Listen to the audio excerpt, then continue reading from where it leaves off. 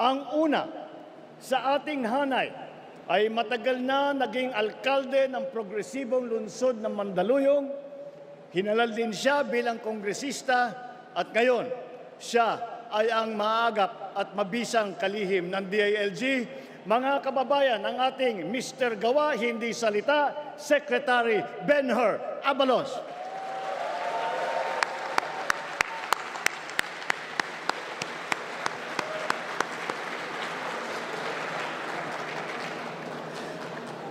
Ang susunod naman ay sumabak din sa Kongreso. Wala sa pulyeto ang pruweba ng kanyang kagalingan. Nasa lungsod na mahusay niyang pinamamahalaan. Mga kababayan, Mayor Abby Binay, hindi pwede ang pwede na, dapat better.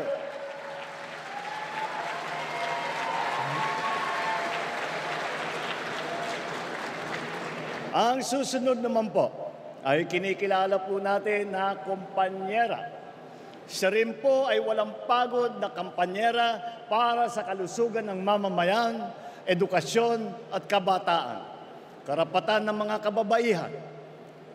She is a lawyer, an economist, athlete, and a mother. Senator Pia embodies what it means to be a Pinay in action. Mga kababayan, Senator Pia Cayetano.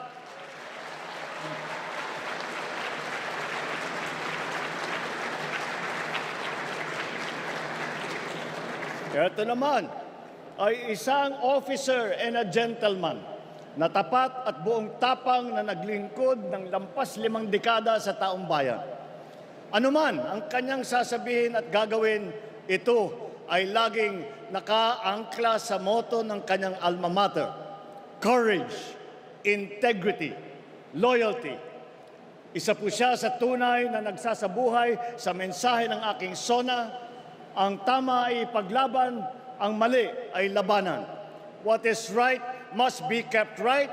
What is wrong must be set right. Mga kababayan, Senator Ping Lacson.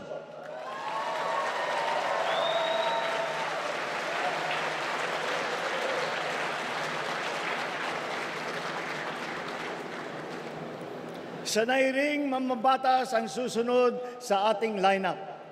Nahasa bilang vice-gobernador na ngayon ay nasa Senado. Naging gobernador din ng lalawigan niya ng Pampanga. Mga kababayan, ang Supremo ng Senado, Senator Lito Lapid.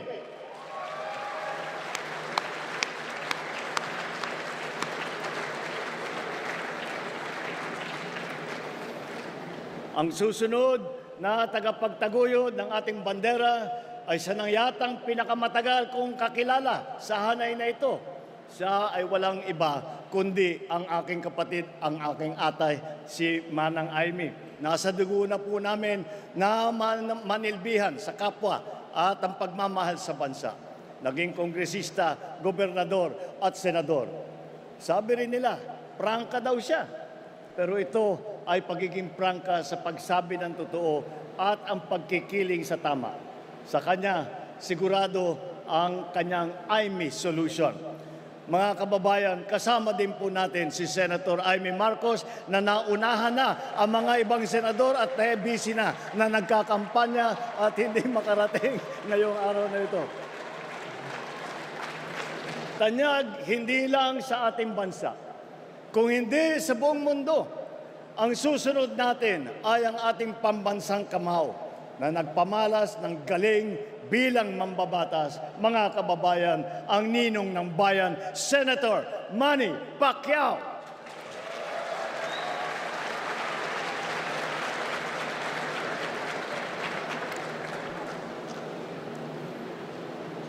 Kilala naman sa marami niyang ginagampanang papel sa iba't ibang larangan. Pero ang pinakamahalaga ay ang pagiging lingkod bayan. Vice-gobernador, gobernador, pinuno ng ahensya ng gobyerno, senador. Talaga namang action star sa pelikula, action din sa tunay na buhay. Mga kababayan, Senator Bong Revilla.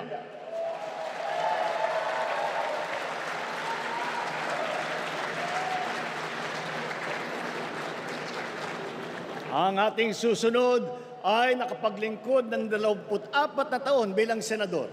Kasama natin sa paglalakbay tungo sa maaliwalas na bukas.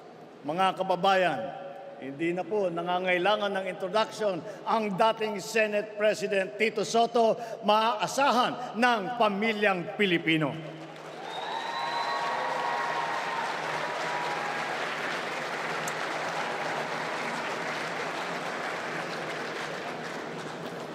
Ito naman ang big brother na iyong masasandalan. Naging mayor ng Tagaytay, puno ng MMDA, ay ngayon naman ay senador. Mga kababayan, Senate Majority Leader Francis Utol Tolentino, tol ng bawat Pilipino.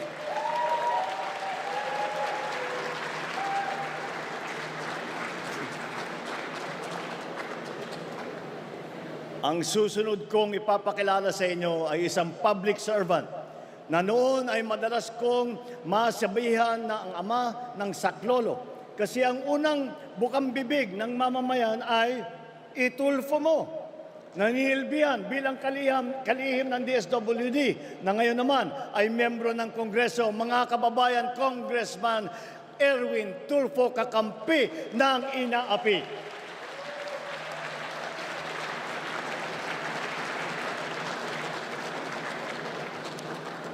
Ngayon, ang aking ika-12 na sa hanay ng pamalas ng husay sa pamumuna, hindi lamang sa pamahalaan, kundi pati sa mga kumpanyang nagbibigay serbisyo sa ating publiko. Mga kababayan, Deputy Speaker Camille Villar, ang bagong boses para sa bagong bukas.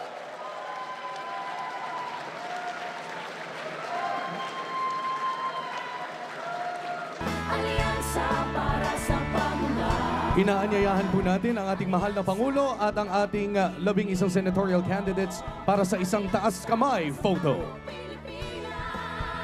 Pagkakaisa ng damdamit hangarin, alyansang pinagtibay ng pangarap at adhikain. sinubok ngunit nanatiling buwatak hanggang sa tuktok. Alyansang tutulong, alyansang tutulong. Isang taas kamay photo mula sa ating Pangulo at ang ating mga kandidato.